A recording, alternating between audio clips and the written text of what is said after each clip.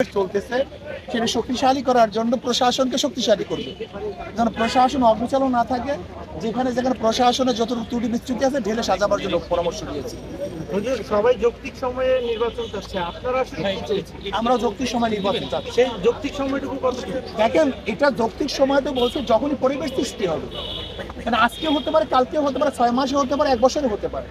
আমরা বলছি যেন জনগণ অস্থির না হয়ে যায়, জনগণ অস্থির হওয়ার আগে যেন নির্বাচন প্লেস করা হয়, এটা আমরা তাদেরকে বলছি। কি ধরনের সংস্কার চেয়েছে?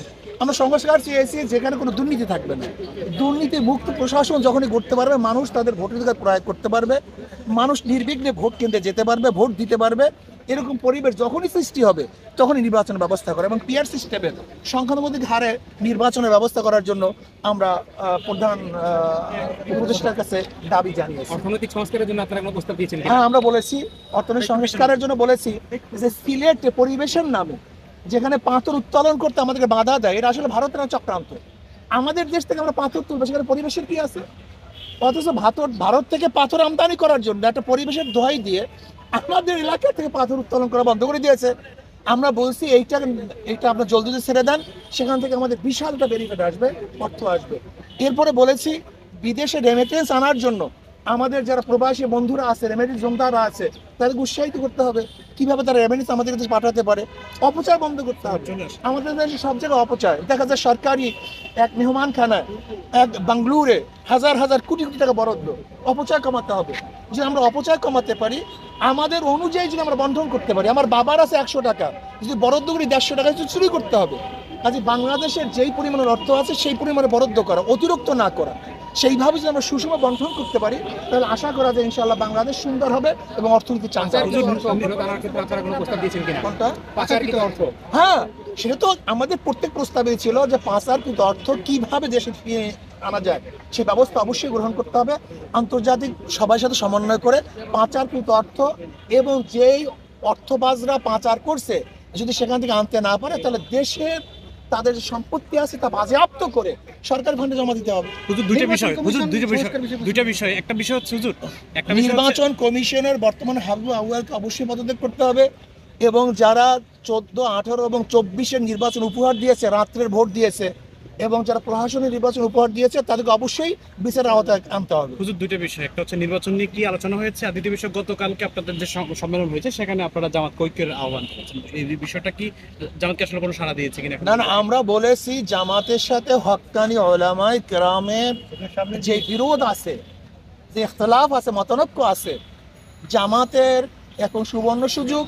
যদি সেই মতানৈক্যগুলি মিটিয়ে দেয়, তাহলে জামাতের সাথে ঐক্য হওয়াটা খুব সহজ হয়ে যায়।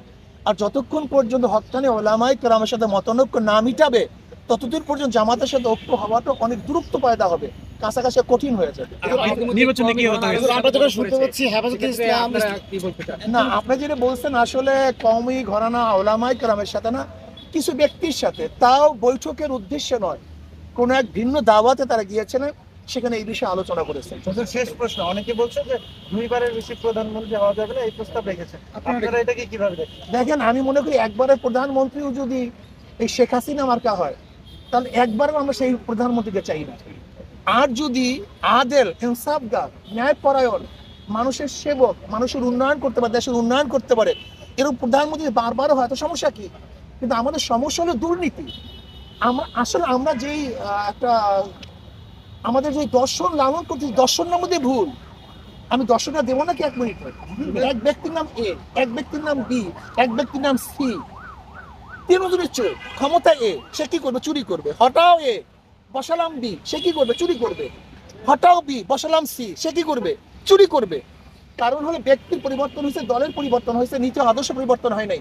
ওসি পরিবর্তন হয়, ঘুষের পরিবর্তন হয়েছে। আপনার এসপি পরিবর্তন হয়, ঘুষের কি পরিবর্তন হয়েছে? কারণটা কি? চেয়ারের পরিবর্তন হয়, লেকিন আদর্শ পরিবর্তন হয় না।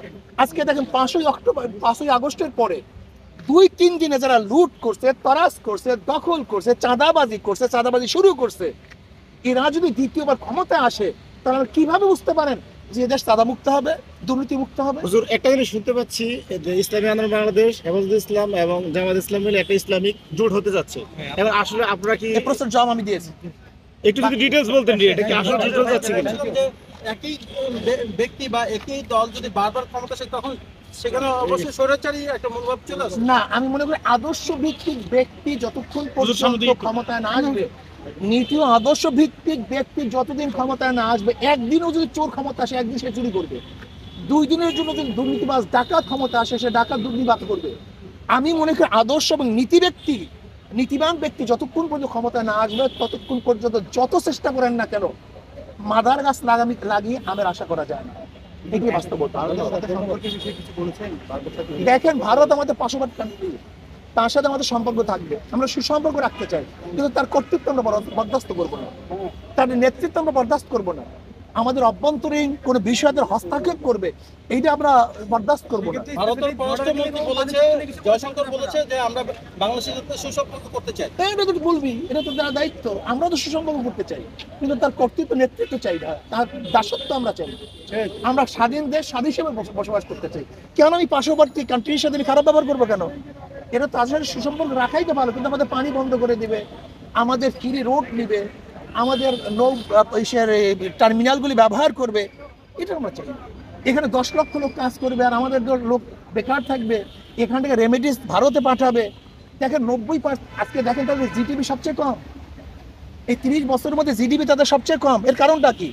90% আমাদের বাংলাদেশি লোক সেখানে পর্যটক কমে যাওয়ার কারণে তাদের অর্থনৈতিক ধস নামছে। এটাই বাস্তবতা। সবাইকে ধন্যবাদ। জয়সিমল